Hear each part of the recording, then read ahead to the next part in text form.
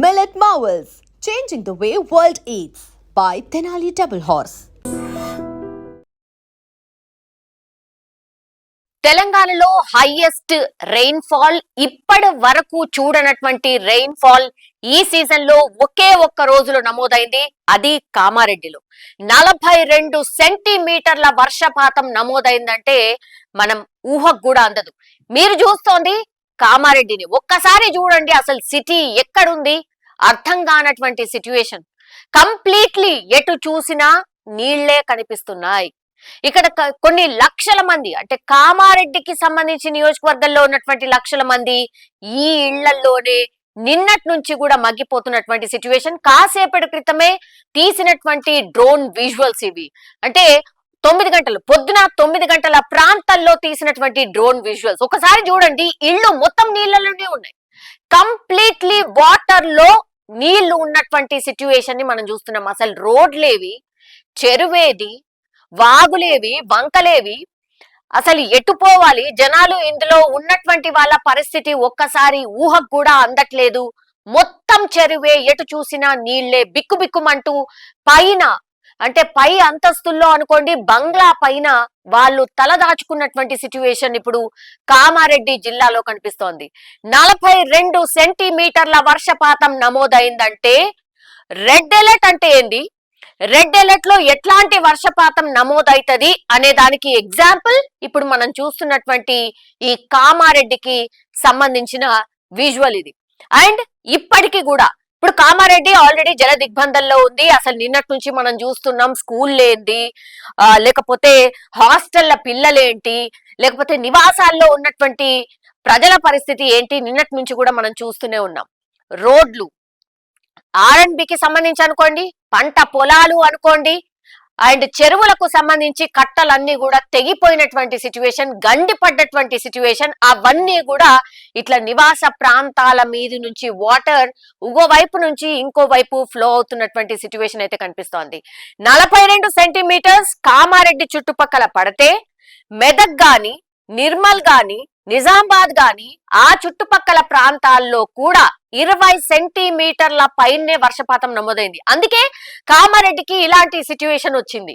అంటే దీని పక్కలో ఉన్నటువంటి జిల్లాలే అనుకోండి, నియోజకవర్గాలే అనుకోండి, కంప్లీట్లీ అక్కడ కూడా 20 సెంటీమీటర్ల పైనే వర్షం పడ్డది. కాబట్టి కామారెడ్డిలో హైయెస్ట్ రెయిన్ఫాల్ 42 సెంటీమీటర్స్ నమోదైంది అంటేనే ఒకసారి చూడండి, అపార్ట్మెంట్స్, ఇల్లు, ఇక్కడైతే మీరు చూడండి డేరాలు వేసుకొని ఉన్నటువంటి చాలా ప్రాంతాలు కావచ్చు, అసలు ఏ చెట్టేది, పుట్టేది లేదంటే అసలు ఇళ్ళేవి, మొత్తం ఎటు చూసినా కంప్లీట్లీ వాటర్. ఇక్కడ చూడండి మనుషులు పైన, అంటే అసలు ఈ నీళ్లు ఎట్లా పోవాలి, మనం బయటకు ఎట్లా వెళ్ళాలి, అండ్ నిత్యావసరాల పరిస్థితి అయితే అసలు ఊహకు కూడా అందదన్నమాట. నిన్న మనకు తెలుసు, మనకు కూడా హైదరాబాద్ లో వర్షం పడ్డది, ఎడతెరిపి లేకుండా వర్షం పడుతూనే ఉంది. రాత్రి స్టార్ట్ అయిందైతే నిన్న పొద్దునంతా కూడా వర్షం పడుతూనే ఉంది. దాదాపుగా 4 గంటల వరకు, సాయంత్రం 4 గంటల వరకు వర్షం పడుతూనే ఉంది.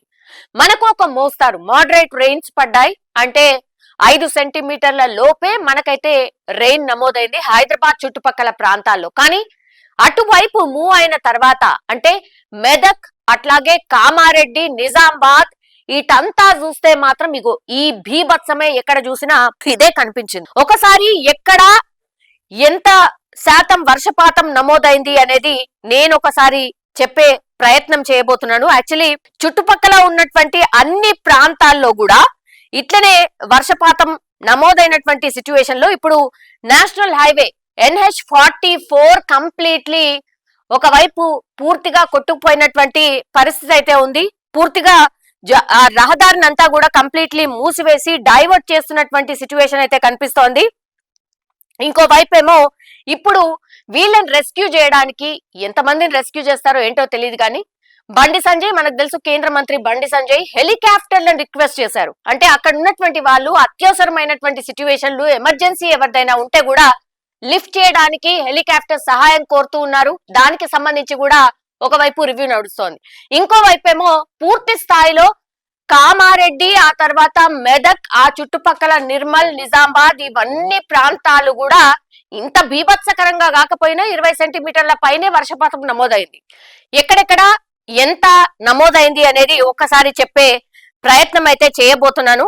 యాక్చువల్లీ కళ్యాణి ప్రాజెక్ట్ కి గండి అయితే పడింది. 405 అడుగులు దీని కెపాసిటీ. యాక్చువల్లీ దీని కెపాసిటీ ఎప్పుడో మించిపోయి పూర్తిగా గండి పడి ఆ వాటర్ కూడా ఈ సిటీ అంతా ముంచినటువంటి సిచ్యువేషన్ అయితే కనిపిస్తోంది. ఇట్లా చాలా వాగులు అనుకోండి, లేకపోతే చెరువులు అనుకోండి, పూర్తిగా గండిపడి ఇట్లాంటి సిచ్యువేషన్ ఇప్పుడు మనకు కామారెడ్డిలో కనిపిస్తోంది స్పష్టంగా. అయితే ఎక్కడెక్కడ ఎంత వర్షపాతం నమోదైంది ఏంటి అనేది నేను ఒకసారి చెప్పే ప్రయత్నం చేస్తాను. కామారెడ్డి బిక్నూర్ లో 27.9 సెంటీమీటర్లు పడ్డది. నిర్మల్లోని వడ్యాల్లో 27.58 సెంటీమీటర్లు పడ్డది. కామారెడ్డిలోని తాడ్వాయిలో 27 సెంటీమీటర్లు, మెదక్ జిల్లాలోని సర్దానాలో 26 సెంటీమీటర్లు, కామారెడ్డిలోని పాత రాజంపేటలో 24 సెంటీమీటర్లు, మెదక్లోని నాగపూర్ లో 23.65 సెంటీమీటర్లు, నిర్మల్లోని విశ్వనాథ్పేటలో 23 సెంటీమీటర్లు, ముజిగిలో 22, లింగంపేటలో 21, ఇట్లా 18 ప్రాంతాల్లో అత్యధికంగా వర్షపాతం నమోదైంది. కాబట్టే ఇప్పుడు కామారెడ్డిని పూర్తిగా ఫ్లడెడ్ కామారెడ్డి అని అంటే ఇదే అని మనము అనుకోవచ్చు. బికాస్ ఎవ్వరు కూడా ఎక్స్పెక్ట్ చేసి ఉండరు. తెల్లవారుజామున అంటే నిన్న తెల్లవారుజామున 4 గంటలకు ఇట్లాంటి వరదను చూశారు అని అంటే ఇప్పటికి కూడా కామారెడ్డి ప్రజలు ఇదే వరదలో ఉన్నారు. ఇప్పుడు మళ్ళా అక్కడ వర్షపాతం నమోదవుతోంది. అండ్ మళ్ళీ భారీ వర్షం పొద్దున 6 గంటల నుంచి మళ్ళీ భారీ వర్షం పడుతుంది. ఊహించుకోండి ఒక్కసారి, ఆల్రెడీ వరదలో ఉన్నారు, మళ్ళీ అక్కడ భారీ వర్షం పడుతోంది. ఇంకో 2 రోజుల పాటు వర్షాలు ఉన్నాయి అనేది వెదర్ ఎక్స్పర్ట్స్ చెప్తున్నటువంటి మాట. సో ఒకసారి పిడుగు మీద ఇంకో పిడుగు పడితే ఎట్లుంటదో అట్లాంటి పరిస్థితిలో ప్రస్తుతం కామారెడ్డి ప్రజలు ఉన్నట్టు లెక్క. ఇప్పుడు మీరు ఊహకు కూడా అందదన్నమాట. పంట నష్టం ఏందో తెలియదు, ఏమంటారు బర్లు గొర్రెలు, ఈ నష్టం ఏంటో అసలు తెలియదు.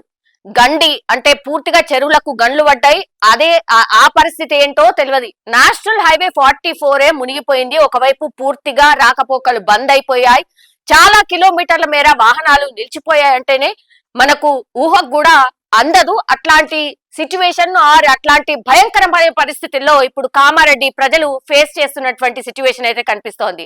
R&B, revenue as well as ఇప్పుడు డిజాస్టర్ కి సంబంధించిన మేనేజ్మెంట్ టీమ్ ఏదైతే ఉంటుందో, NDRF అనుకోండి, DRF అనుకోండి, అసలు ఆల్మోస్ట్ అన్ని టీమ్స్ కూడా ఇక్కడే డిప్లాయ్ అయి ఫస్ట్ ప్రాణ నష్టం జరగకుండా ప్రజల్ని ఎట్లా కాపాడాలి అనేది ముందుగా చేపడుతున్నటువంటి చర్యలుగా ఇప్పుడు సీఎం కూడా కంప్లీట్లీ ఆదేశాలు జారీ చేసిన సిచ్యువేషన్ అయితే కనిపిస్తోంది. సీతక్క అట్లాగే TPCC చీఫ్ మహేష్ కుమార్ గౌడ్ పూర్తిగా ఏరియల్ సర్వే చేసి అక్కడ ఉన్నటువంటి అధికారులను, కలెక్టర్లని పూర్తిగా ఆదేశాలు జారీ చేశారు. ఫస్ట్ ప్రాథమికంగా తీసుకోవాల్సిన చర్యలేంటి, ప్రజల్ని ఎట్లా రక్షించాలి, సురక్షిత ప్రాంతాలకు ఎట్లా తరలించాలి, ఇవన్నీ కూడా ఒకవైపు. అండ్ IMD ఇస్తున్నటువంటి హెచ్చరికలు ఇంకోవైపు. వాతావరణ శాఖ క్లియర్ కట్ గా చెప్తోంది ఇంకో 2 రోజుల పాటు భారీ వర్షాలు ఉండబోతున్నాయి. అండ్ మోస్ట్ ఎఫెక్టెడ్ ఏరియాస్ మళ్ళీ కామారెడ్డి, మెదక్, నిర్మల్, నిజామాబాద్, ఆదిలాబాద్ ఇవన్నీ ఉండబోతున్నాయి. సో దెబ్బ మీద దెబ్బ అంటే ఎట్లా ఉంటది అనేది ఇప్పుడు కామారెడ్డి నుంచి అటు ఉత్తర తెలంగాణ వైపు ఉన్నటువంటి అన్ని జిల్లాలు చూస్తున్నటువంటి సిచ్యువేషన్ అయితే కనిపిస్తోంది. సో మానిటర్ అయితే పూర్తి స్థాయిలో చేస్తోంది రాష్ట్ర సర్కార్. ఇంకా కూడా ఆ చర్యలు సరిపోవు, ఇంకా ఏం తీసుకోవచ్చు ఏంటి అనే ఆలోచనలో ప్రభుత్వం ఉన్నట్టుగా స్పష్టంగా కనిపిస్తోంది. పూర్తిగా రెడ్ అలర్ట్ జోన్ లోనే మళ్ళీ ఈ జిల్లాలు ఉన్నాయి కాబట్టి ఎట్లాంటి చర్యలు తీసుకోవాలి ఏంటి అనేది కూడా ప్రభుత్వం పూర్తి స్థాయిలో సన్నద్ధమైనటువంటి సిచ్యువేషన్ అయితే కనిపిస్తోంది. ఇది మనం చూస్తోంది కంప్లీట్ పిక్చర్ ఆఫ్ కామారెడ్డి. అత్యంత ఘోరమైన దారుణమైన పరిస్థితిలో ప్రస్తుతం మనం చూస్తోంది కామారెడ్డి జిల్లాని. నిజంగా ప్రస్తుతం ఉన్నటువంటి సమాజం దేనికి ప్రయారిటీ ఇస్తుంది? ఆర్థిక సంబంధాల చుట్టూ మాత్రమే తిరుగుతోంది. మళ్ళీ ఎన్నికలంగానే చాలా విరక్తి కలుగుతాను. మంచి అనిపిస్తుంది కదా, లేడీస్ కూడా ఛాలెంజింగ్ జాబ్స్ చేసినప్పుడు చాలా బాగుంటది. ట్రాఫిక్ అసిస్టెంట్స్ గా నియమించిన ట్రాన్స్జెండర్స్ అందరితో సాల్యూట్ చేయించుకుంటున్నారు. ఫుడ్ డెలివరీ ఇవ్వటానికి వెళ్ళినటువంటి డెలివరీ బాయ్ అనిల్ పై కళ్ళ ముందు